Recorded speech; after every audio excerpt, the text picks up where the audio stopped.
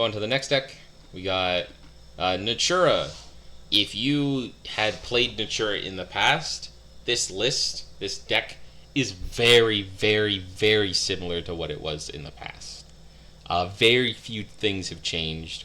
I will go over for the new people for it, but the deck is cheap compared to a lot of the other things you can pick up in the meta. Most people have this in their bulk. If you wanted to play this, this is a topping list. This won something. Or not won. I think this is a 5th place list. And because of that, don't knock it.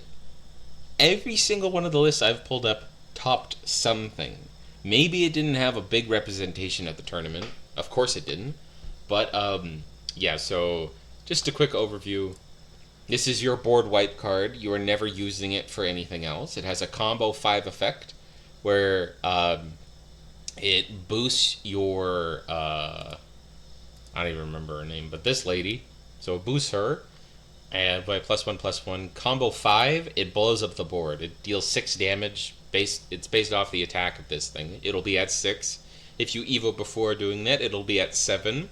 7 damage to the whole board, and when you evo this thing, it's got Storm pretty good. This thing allows you to grab a Natura card from the graveyard when you evo it, and when you play it, it puts a tree in the EX zone. It's good. You know, the resource game of this deck is pretty important, so naturally it's a good card, but you don't want to see that many in your opener. This card's crazy for the deck. It's insane. The game 1 life that you get off of this is so good. Naturally getting a tree off of this is really strong. Its bin effect is really good when it has its last words, so naturally it's at 3. Nature's Guidance synergizes incredibly well with the token. Being able to bounce the token, it leaves, you draw a card, and that's off the Nature's Guidance, and then the Nature token triggers, you draw and then discard. So the important part is Nature's Guidance naturally replaces itself, so you have that advantage in your hand, and then when the draw discard trigger happens, you now have more options in your hand to get rid of. You haven't gone negative in card advantage. When you're playing the deck naturally, what will happen is you'll crack the token by itself, and that sucks. You will not gain advantage by doing that. If you're on 2 cards and you have to do that, chances are, especially in Natura Forest, it's not going to be impactful. You're going to have to give up something, which isn't going to create anything. You need multiple cards access either in your EX zone or in order to create your plays. And if you're on that little tiny bit of stuff that you're trying to cook up, not good. But if you have Nature's Guidance, perfect. You'll be chilling, honestly. You'll do it on the token. You go up to, you were at 2 cards. You resolve this, still at 2 cards, and then you do your draw trigger. It's more impactful that way, because you were able to cycle out Nature's Guidance, see something else, and then see something else. It's cheap, but there's only playing 2 because it seems like they're trying to maximize on Ancient Elf, which has the exact same effect twice, but you don't draw a card off of it. So there's a bit of a trade-off, but the good part is the Natura tokens have such good synergy by making those tokens like disappear, draw trigger. You get to do it twice, really good. Recycling resources in this deck is very strong, so bouncing, pretty good. Can't blame this card. It's very nice. Also, it's a 2 cost, very important. As you've seen so far, we got 3, 3, 3, and then we have 3, 3, 3, 3. So when it comes to Chipper Skipper in this deck, you hit most of your deck off of it, which probably feels insane. I haven't tested this deck myself, but like that's certainly nothing to laugh at. You have 3 Pathfinder, spawns a tree, and if you have enough guys on field, enough Natura cards, it'll take a look at the top 3 cards and grab yourself a Natura. You need 5 specifically, but you're playing the deck, so it'll happen. And you hit it off of Chipper Skipper, you're probably chilling. You get Ancient Tree Fella, He'll spawn a tree in your EX, and he has an effect very good. You can only use it once per turn, but you banish a tree, so it'll trigger, and you gain 3 life. Life gained this early, setting up against a lot of the decks in the meta, is very strong. So it's certainly nothing to scoff at. Naturally, I keep saying that, but like it's very good. People will oftentimes try and remove this off the field, and you won't really care. You've already gotten the life gain out of it. But if it sticks, they're probably in a world of trouble. Not gonna lie. Go on to Fina. In most of the decks that you're gonna see this Chipper Skipper being run, you will see Fina or Steel Demolitionist because it's a mercenary, so it gets the +1/+1 buff. When it comes to this deck, you're going to be grabbing 2 impactful 1-drops, so it's not nothing light. Pretty good. But not necessarily as much immediate impact as you would be grabbing a junk, but enough to run the card. Because you want like big combo turns with this deck. Additional card advantage, stuff like that. And cheap cards. This is the best card, one of the best cards in your deck. Part of the main combos, it discounts all of your trees to cost 0. So when you build a big EX zone and you have this plus this lady, you'll play the 2 cost. It spawns 1 in the EX zone. Then you play this. This is for when you're going second on turn 6 or turn 7 play. You play this lady. So 2 and then 4. And then you keep pushing out your trees. Now, since you push them out for free, you can also sack them.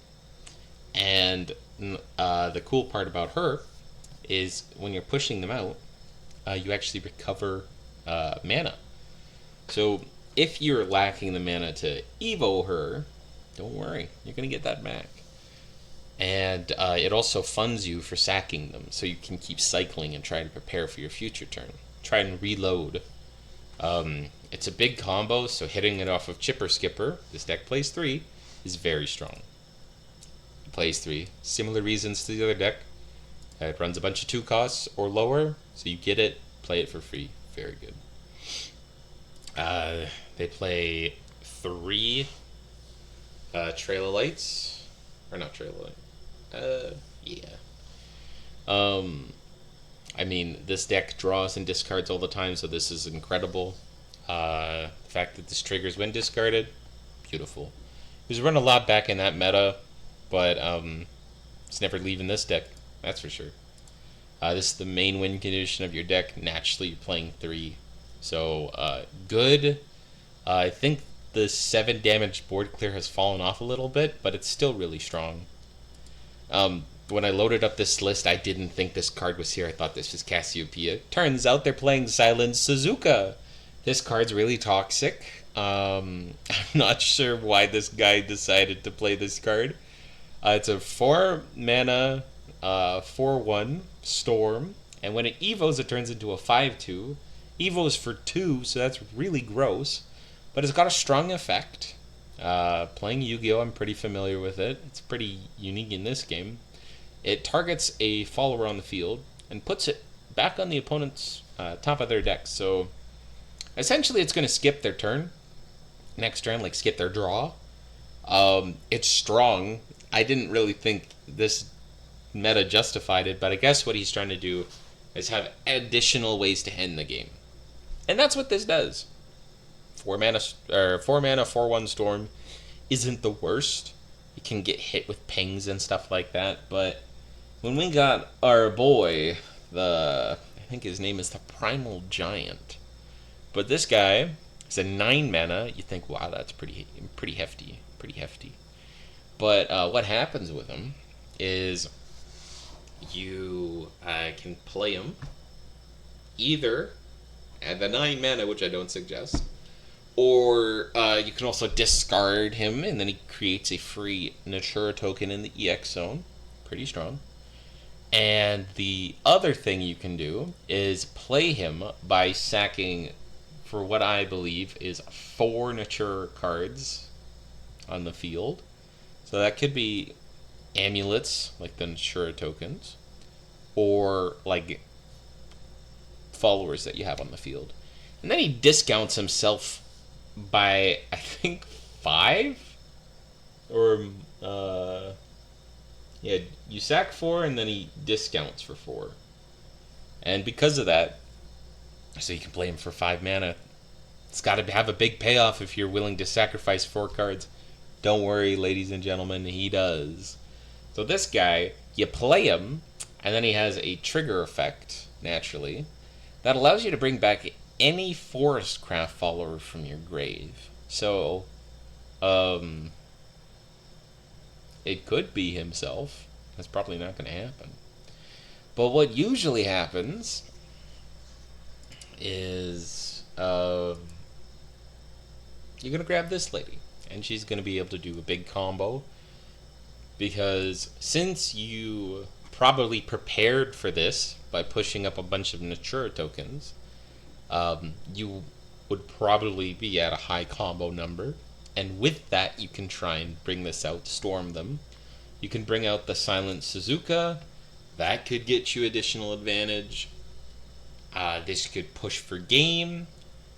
Pretty strong interaction there, but a lot of the times the main reason you're playing it is you can discard it and create a Natura token in the EX. That's pretty good.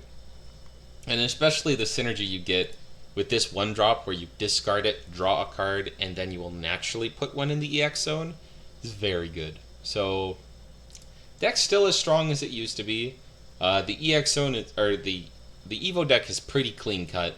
You play 2 of most of the early guys at their Evos. You play 3 of your win condition. This is a 6/6 storm. And then you play one of the Suzuka as like a finisher. Sometimes it'll come up. But pretty interesting take on the format. The fact that this person specifically chose this deck means that they did it with purpose. They're not going to choose a deck that's this fringe because it's bad. They're going to do it because they think it's good enough to win. I don't understand their reasoning, but clearly there was a purpose here. Maybe they're just comfortable with it, but it worked for them. 5th place is nothing to scoff at.